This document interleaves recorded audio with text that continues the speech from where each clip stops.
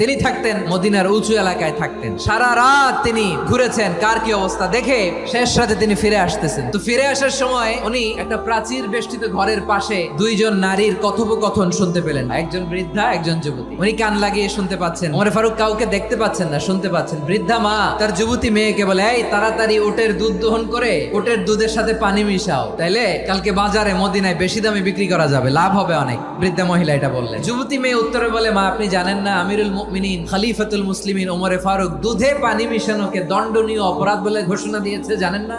এবার বৃদ্ধা মহিলা বলে, আরে পাগলি, এই ভোর রাতে আমিরুল মুমিনিন ওমর ফারুক আসবে কোত্থেকে? কেউ দেখবে না। আরে কেউ দেখবে না, তাড়াতাড়ি দুধের সাথে পানি মেশাও। এই কথা যখন মা বলেছে, যুবতী মেয়েটা চমৎকার একটা উত্তর দিয়েছে, আপনি ঠিকই বলেছেন, গভীর রাতে ওটের দুধে পানি মিশালে ওমর দেখবে না, কিন্তু মা খেয়াল রাখবেন, ওমর যদি নাও দেখে ওমরের রব কিন্তু দেখে। চিল্লায় বলেন ঠিক কিনা? তিনি থাকতেন